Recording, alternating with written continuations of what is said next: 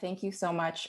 Welcome to our didactic session, recognizing our past, building an anti-colonial agenda for global emergency medicine. We're really happy to have you all joining us today. This didactic is sponsored by the SAM Global Emergency Medicine Academy and the Academy for Diversity and Inclusion in Emergency Medicine. This presentation and the panel is very much a team effort. It's been created by our Decolonizing Emergency Medicine Working Group. And I know we only have a short time today, this evening, but today we'll be starting with just a very brief introduction, about 10 minutes, to the topic of decolonization, especially as it relates to the global health space, and also how this relates to efforts to increase diversity, inclusion, and equity within global emergency medicine. We know this is a really large topic that warrants a lot longer than the time we have today, but our hope is that you will feel familiar with the basics of decolonizing global emergency medicine and how we can move forward from this and create a community of practitioners that are really aimed at improving equity in our field. After our brief introduction, we are going to have the remainder of our session featuring our panelists. We're thrilled to have three fantastic panelists joining today who will be sharing experiences and lessons learned and suggestions for how we can kind of build as a community. Our aim is to have this panel portion of the discussion be as interactive as possible, so please ask questions at any time in the chat. Our hope is to ask critical questions, self-reflect about the state of global emergency medicine today, and share experiences that we can learn from our past and our present and build a future of global emergency medicine that's focused on equity. I also forgot to introduce myself. I'm Stephanie Garber. I'm an assistant professor of emergency medicine here at Brown University, and I will be moderating this session along with my colleague, Catalina. If you wanted to introduce yourself. Hi, everyone. I'm Catalina Gonzalez Marquez. I'm a clinical instructor of emergency medicine at Brigham and Women's Hospital and Harvard Medical School. Awesome. Cool. So, all right. So we'll begin with our brief introduction. Next slide. So first, just some ground rules. We know, and I have personally sometimes been uncomfortable with some discussions about decolonization because a lot of it forces us to self-reflect and also be very self-critical. So first, some things that we just want to have an open and honest discussion about where we are today in global emergency medicine. So respect yourself and each other, and also to be aware of privilege. All of us possess positions of power and privilege, and also positions where we lack power and privilege. So be present in the discussion, and a lot of things we'll discuss are somewhat critical, but we also want to focus on the many things that are positive in our field and our focus on collaboration and not competition. Ask for clarification if you don't understand something. I know we love to use acronyms and abbreviations all the time, so if we say something that you don't understand, please just ask in the chat. And lastly, we also want to acknowledge that this presentation was created in the global north in a high-income country, mostly by practitioners with ties to academic institutions. So we just want to acknowledge that that's the place that we're coming from, and that there are many sides to these discussions. Next slide. So when talking about global health, first, we need to understand our history in global health. Where did we come from? And global health really has its origins in tropical medicine, and even before that, what was really known as colonial medicine. So to colonize, what that means: to settle among, to establish control over, to conquer and dominate. Colonialism removed power from the colonized, dispossessed and transferred resources, knowledge, language, and culture, usually in the name of civility or progress. And colonial medicine was a critical element of colonialism and imperialism in many parts of the world, in Africa, Asia, and the Americas especially. And in many cases was primarily concerned with protecting European health. Colonialism also exists in many other circumstances as well. It's not just European, but in many ways, the foundations of global health were really based on European colonial medicine. So that's the context we're speaking from today. many times colonial medicine was used to support and maintain military superiority and also support extractive industries, especially ivory, slaves, sugar, cotton, rubber, and tea. And a lot of the diseases even today that are studied and diseases that are called neglected tropical diseases even have in their foundation roots in colonial medicine. The diseases that became really prominent and a foundation of tropical medicine, like malaria and yellow fever, were important because they were important to colonial powers. So that's kind of where this history of colonial medicine comes from. Next slide. I just want to point out that in many ways, the history of global health in colonial medicine and tropical medicine was at its foundation extremely racist. William Gorgas, one of the founders and many consider to be the father of American tropical medicine, came to prominence at a time when malaria and yellow fever were significantly impacting the United States' efforts to build the Panama Canal, for instance. And Gorgas himself had extremely racist ideology. And many of the foundations of tropical medicine and the portrayal of indigenous peoples as being powerless and as having needing support and needing aid and needing to be saved kind of came out from this time. And you can actually see, in this title from the journal that's now the New England Journal of Medicine, Gorgas's publication at that time, which was The Conquest of the Tropics for the White Race, which was really discussing, the control of infectious diseases by European powers with the aim of trying to save the indigenous peoples and that they had no power to do so on their own. So where did we go? How did we get from there to where we are today? And where do we hope to go from here? So this is borrowed from Richard Smith, former editor of BMJ, where we go through a progression of, global health 1.0 as being tropical medicine. We're primarily concerned with keeping white men alive in the tropics, to global health 2.0 or international health, which was, essentially clever people in rich countries doing something to help people in poor countries. Global Health 3.0, which I think is where we are in many ways today, is a lot of times research or academics from rich countries leading research programs or education or development programs in poor countries. And then Global Health 4.0, which is where we would love this discussion and our future to go from here, is research and other activities being led by researchers from low and middle income countries from the global south and focusing on equity. And I will hand it over to Catalina. So for the sake of time, I'm going to rush through the next slides, but the examples, unfortunately, about where perceived power lies and where power today lies in the global health agenda and in the global emergency medicine agenda are pretty numerous and kind of where there are some problematic areas. So really quickly, just looking at funding. So the research agenda, we all know, is driven largely by the funders, but there's a key group of funders who actually control most of the power and most of the funds. And unfortunately, when you look at the boards, the editorial boards, or you look at who's in charge, it's still largely led or dominated by experts from what is called the global north. Funders set and drive the agenda on behalf of people, often in low and middle income countries, but often there lacks local input, context, or expertise. And it really comes back as an afterthought in project development, implementation, et cetera. When we also look at authorship, there was a great paper that came out from a pediatric emergency medicine group that looked at, do we have true parity or parasitism in our global health publications? And first and last authors from high income countries are much more common than authors with low income countries. There was a recent study in 2019 that looked at 27 journals that talked about global health, and only one of those 27 journals was actually published outside of a high income country. And publication and open access fees for a lot of us who are researchers, we know these are not insignificant, but they're also based on high income country standards and monetary values, which can be barriers to publication or barriers even to access and reading them. When we talk about education also, we also have to think about who is the education for, or who is really getting the benefit of that education. Global health fellowships are often only available in high income countries, or for high income countries or student trainees. Oftentimes, some of them may even have the requirement that you be an American citizen.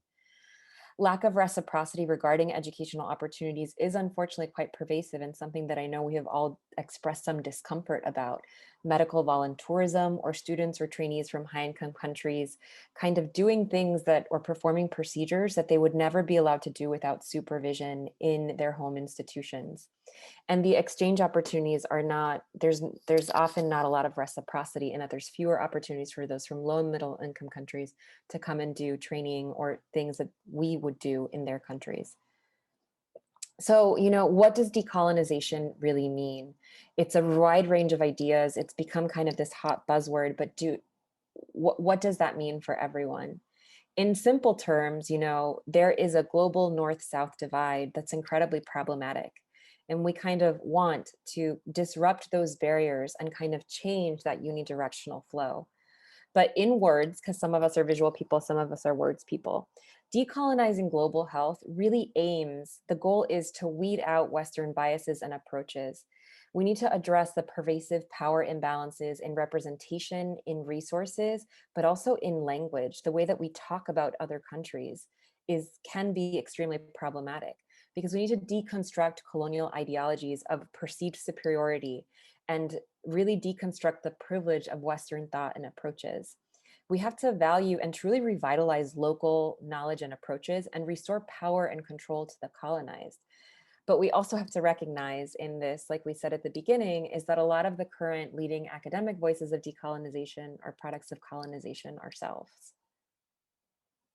And so again, what does this mean for us in the global emergency medicine field? Because as a field, there's a lot of power in this room right now and a lot of God, our brains are pretty impressive of everyone in this room. But as a global emergency medicine community, the aim really now is to look inwards and we have to recognize and reconcile places and we've been complicit with this colonial legacy of global health, but also question its persistence in our practices today.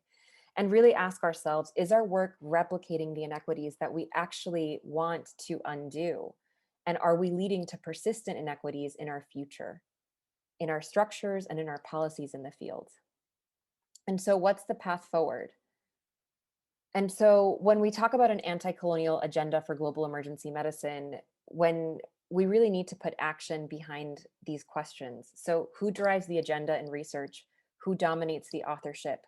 Who edits the research? Who holds leadership positions? Who gets educated and how? Because if we were to answer these questions right now, the answers are unfortunately still rooted in perceived superiority and perceived supremacy. And so we're going to really, really get into this and dive into this in the next few minutes in this panel that I can't wait for everyone to get to hear their expertise.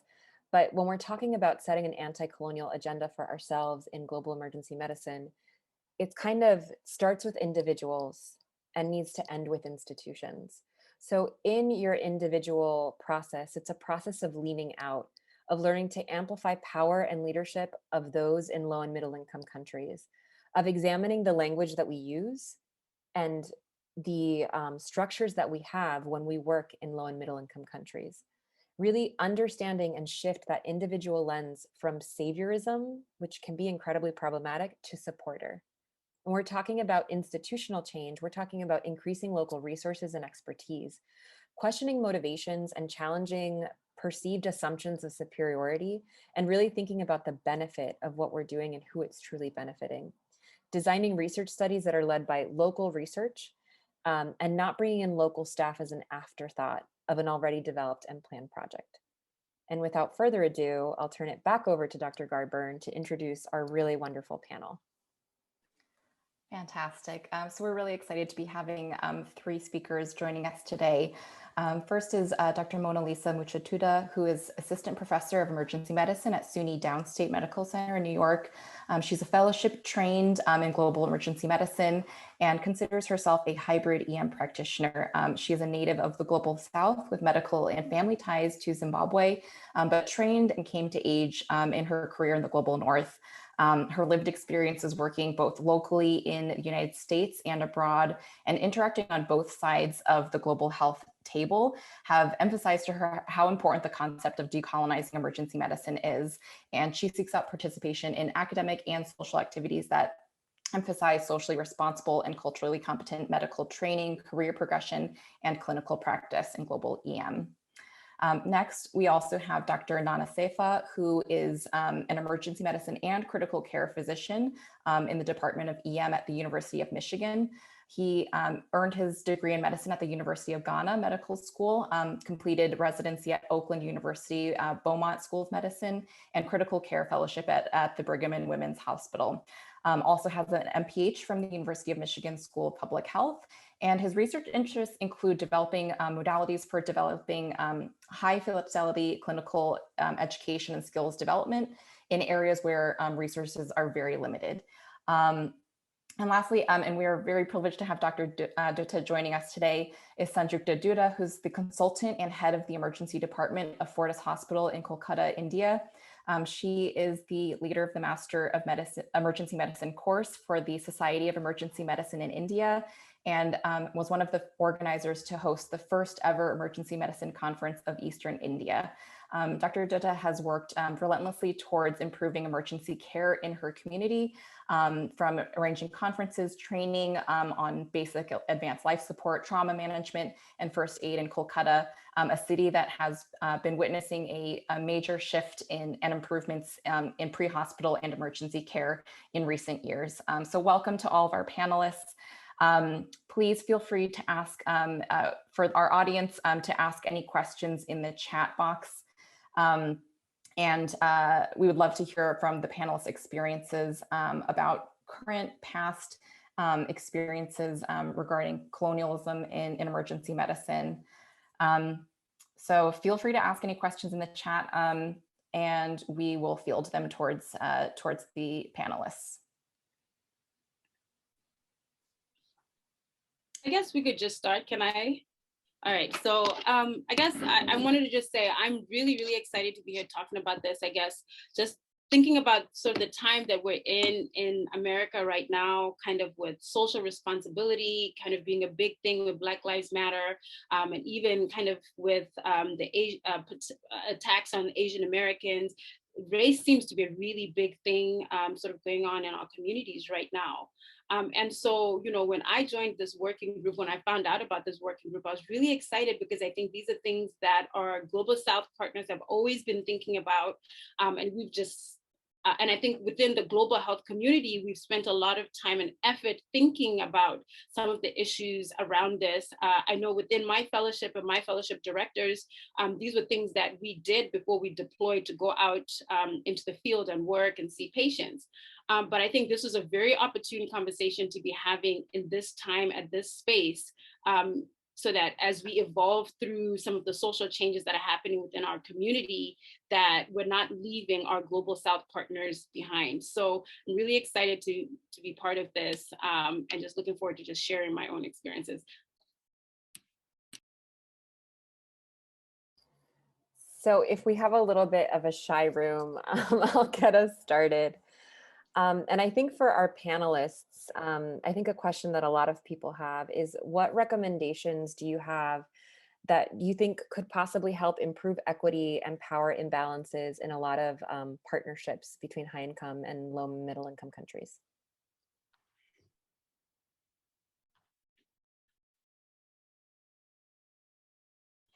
Yeah, I can start. With improving equity, the approach would require multiple things, and you need to look at it from different perspectives. One perspective that I personally cringe when I encounter people having discussions about global health is wondering, or people thinking that the location they are going into cannot do things the way it's done in the global north, such that sometimes there are discussions about how do we design something simpler? How do we design something that will be easier? And I always bring up the question, would you want to be the patient receiving this simpler training or easier training? If your answer is no, then you need to go in with the mindset that whoever you're training or you're engaging with is an equal to you, and you want to make sure whatever service you're giving is similar service that you would give in the global north. And this becomes important because even different locations within the global north, there are disparities in resource availability. And if you are designing programs that are different and would achieve different results in different locations, you end up with a situation that is difficult to sustain, because your skills that you are giving or you're providing is not the same for different groups of learners. And you know, Nana, I think the last time when we had the pre-prep call, you mentioned something that I think is also important to sort of think about in that same context, that, you know, our global South partners are just as good and just as well trained as we are within this colonized medical system, which even the medical system that we are actually working in is very colonized as well, right? Because a lot of the structures were created by the same people that went and created the medicine that is practiced across the board. So, you know, I think understanding the motivations on both sides of the table of global North and global South for whatever project, whatever research, whatever clinical thing is going on, understanding why everybody is involved and understanding people's resource limitations or time limitations or compensation limitations, all of these things that factor into it are going to be important. Also, I think, you know, in the global North, we're motivated by promotions or motivated by getting through the institution and kind of progressing.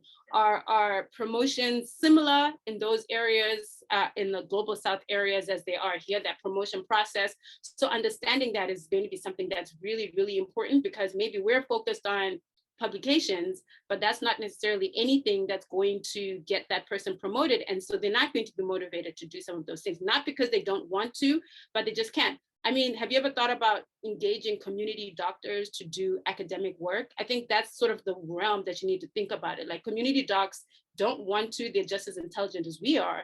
They just have different priorities, and we need to understand those. Yeah, and even within the academic community, an academic physician in, let's say, my native country of Ghana is focused on training his residents and fellows to become great clinicians. And as much as publications is important to them, it's not as important as, or they don't put as much weight on it, but they put more weight on how many people have I trained and how many people are out there doing the work that I wanted them to do.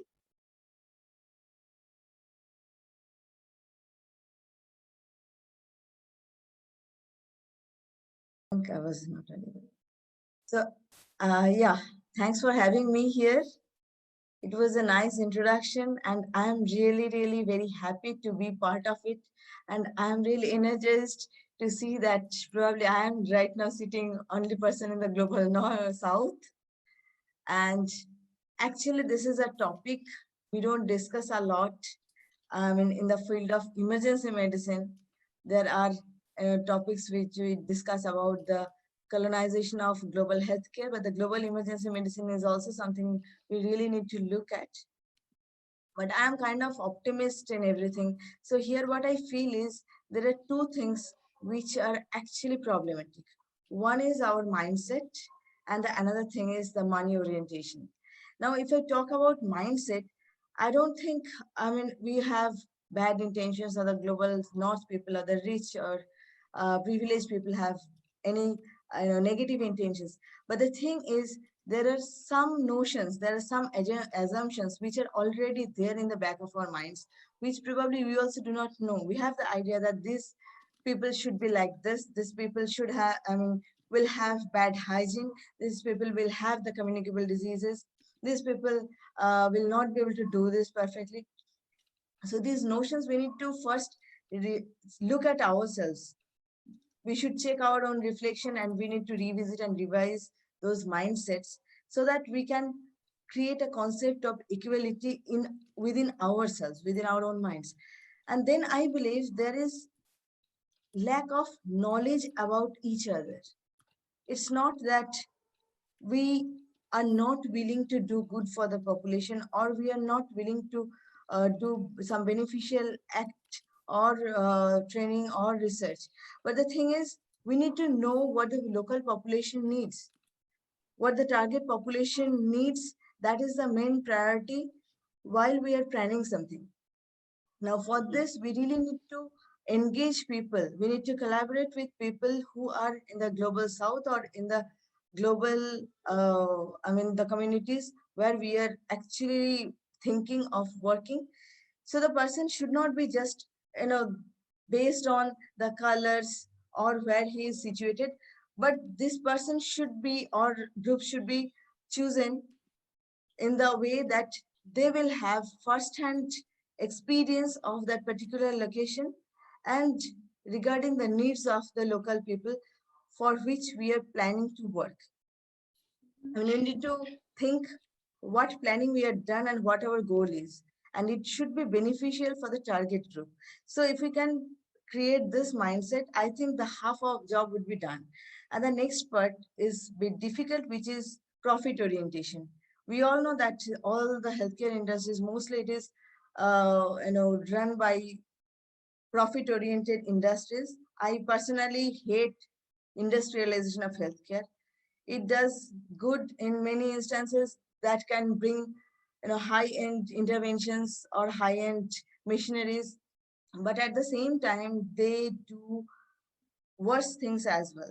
Say for example, some particular drug or interventions which are cheap and marginally less beneficial, marginally with more side effects.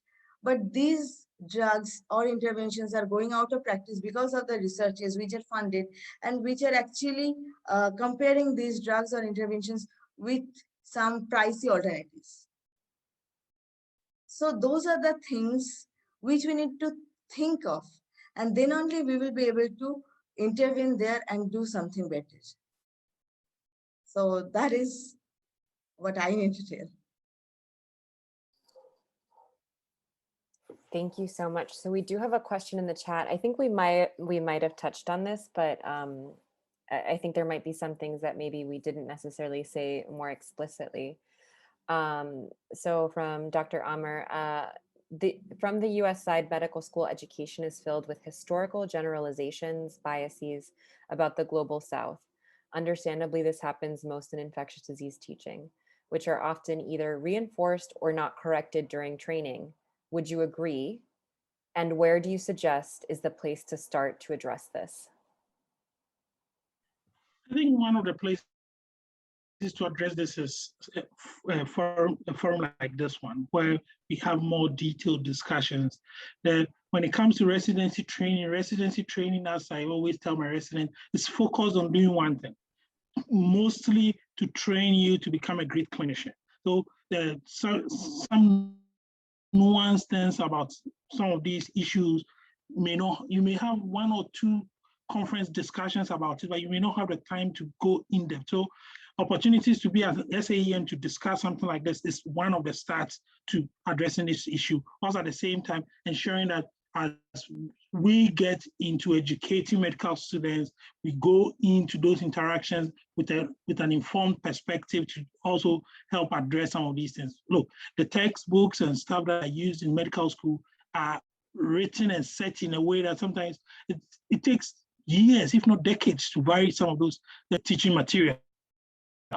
But through our getting prepared to be comfortable discussing all these issues, we will be more informed than when you're using such a text to teach a medical student. You can call out the biases and confront some of these colonial issues that are embedded in the education process.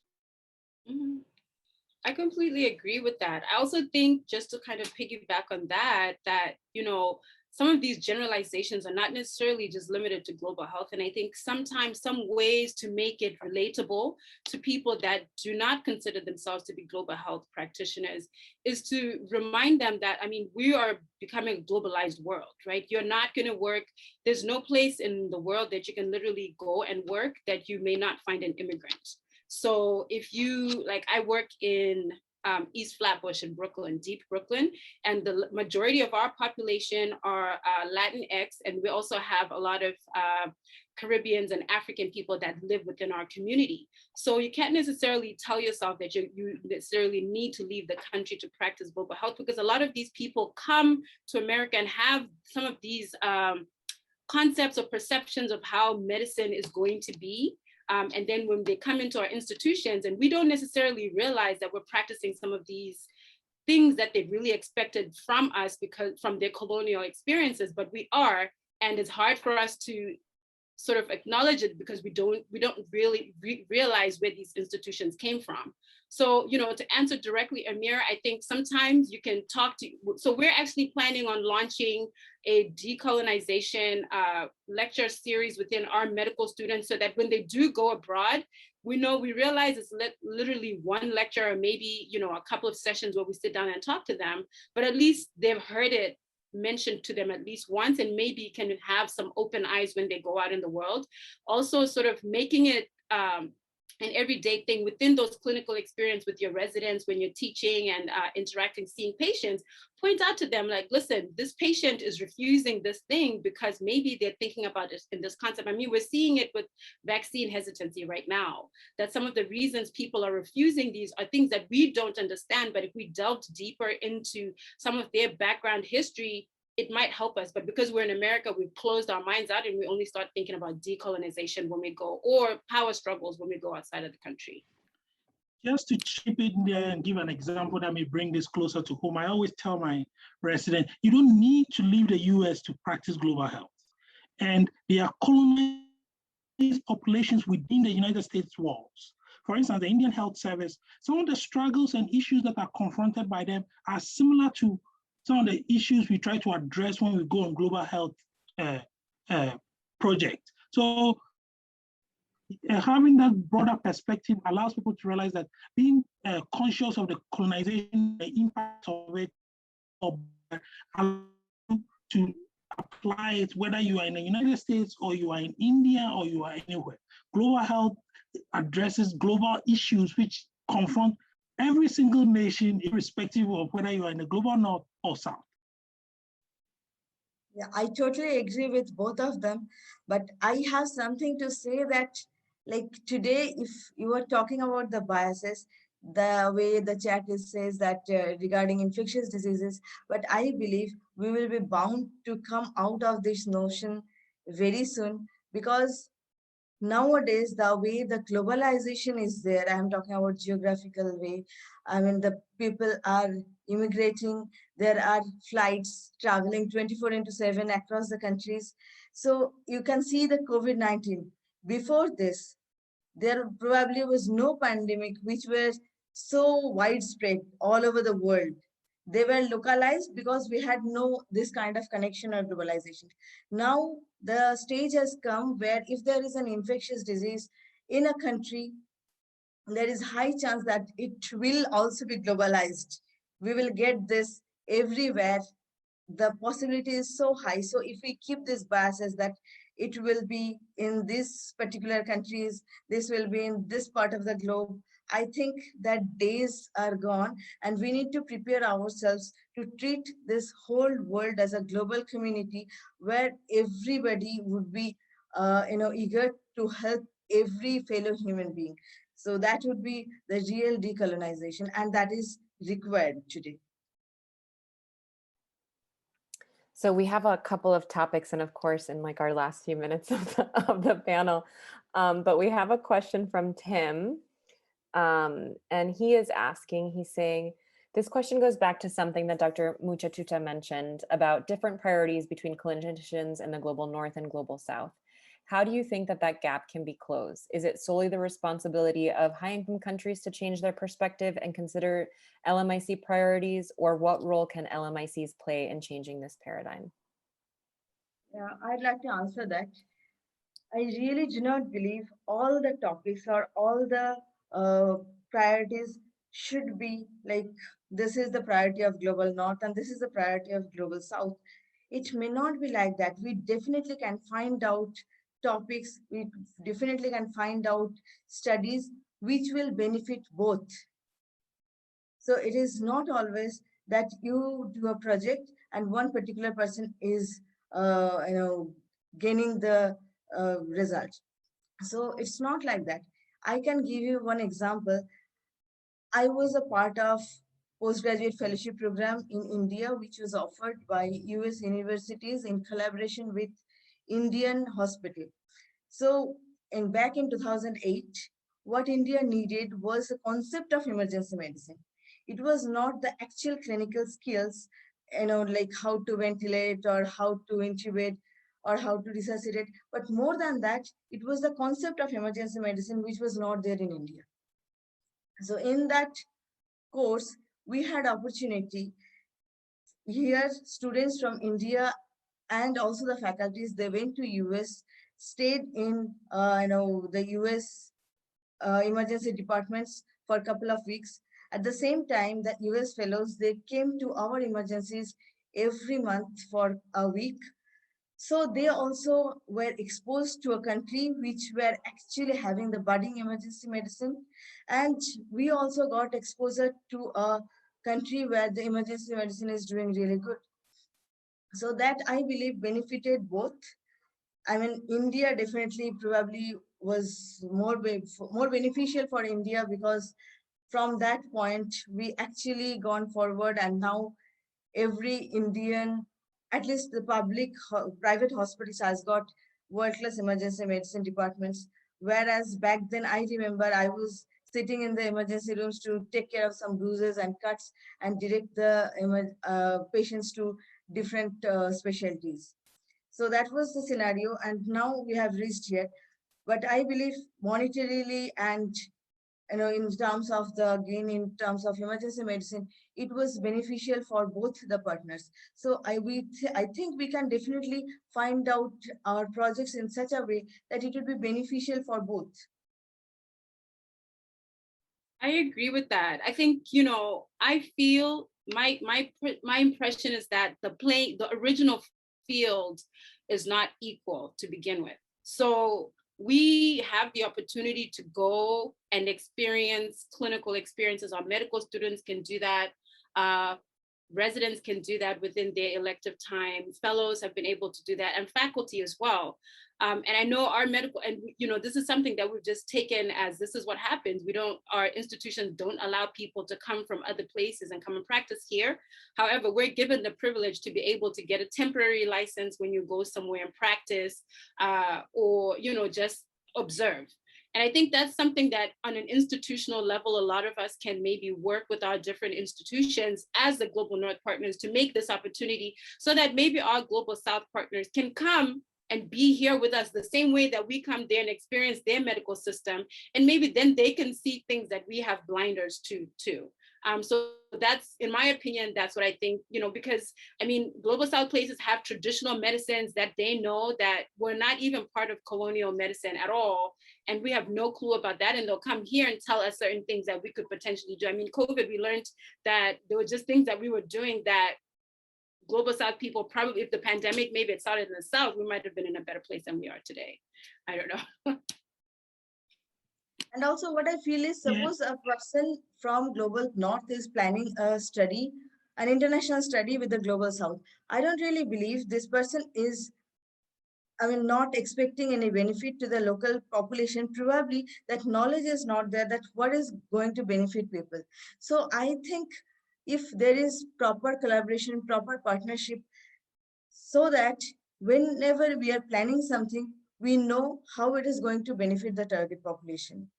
And whatever study I'm doing, I am not doing it just for publication so that I can write an international study or something, but it would be a real international effect as well. So at the end of the study, I think the person who is doing it, he or she will be more satisfied if the outcome is really, really beneficial. And to add to the provided, the priorities are twofold. It's a two-way stream. The priorities may need to evolve on the Global North, same on the Global South. One thing that could advance some of these is finding ways to advocate, lobby to get Global South governments to put some funding towards research. In which ways to be able to ensure that questions that are generated by our partners in the Global South can get a way to get funded. Because one reason that leads to the current imbalance is the fact that a lot of the funding for research to answer some of these questions come from the global north, which means that it is the priorities of the global that get or work done because the funding is coming from the north. If as a global community, organizations like WHO and others funding strengthened in the global south, I'm sure it will really help to advance some of the priorities on that side. This is excellent point, Dr. Nana. Actually, I am really impressed by this. Government should fund these few researches, which I was actually talking about, that some cheaper alternatives, because the profit-oriented industries will never come forward and fund this kind of researches. If I give you an example, I don't know how many of you use theophylline or aminophylline anymore. Here I can tell you there are many COPD patients who are living their lives because they are all on oral theophylline, the oral tablets of theophylline, and they cost really, really less. They can get 100 tablets with $1. There are many patients, maybe you will be surprised to know there are many patients who are who have symptomatic bradycardia, and these people even have got AV blocks, and they do not have immediate access to the center where they can get pacemaker, or they do not have enough money, or they do not have access. So they are on oral beta agonists called orsiprenalin. And actually that is not a good option, but many people are living on that. They are surviving because of that till they get the pacemaker implantation, or sometimes for their whole lives. I'm just giving it as example. No industry who is profit oriented would come forward and research on these drugs. So if really the government is motivated to work on similar things, I mean, I'm not talking about this particular drugs, but I'm talking about some cheaper alternatives. I think that would be really beneficial, because what the current research is, I would say that is a negative effect of collaboration. I mean, nobody should mind this. But the thing is, right now, the industries, they're coming up with funding, and they're doing the researches, and they're coming up with pricey alternatives. And the researchers are showing that this cheap drug is less beneficial with more side effects. Actually, the researchers are not wrong. But if you talk about individual level who are privileged, for them, that is better option.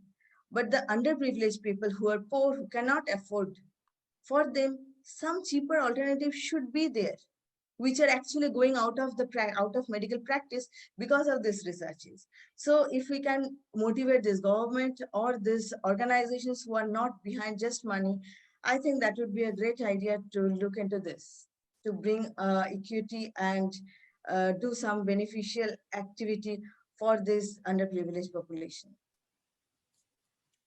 Thank you so much, Dr. Dutta. I love that discussion about the priorities. I know we don't have a lot of time. One of the main questions I would have for all of you is, when you've been part of, if you've been part of these projects, especially research projects that have been driven by Global North investigators, especially if the funding is coming from the Global North institution, how have you addressed this, or how have you seen your Global South partners address these major power imbalances when, the power comes from money, and often the money comes from these Global North institutions?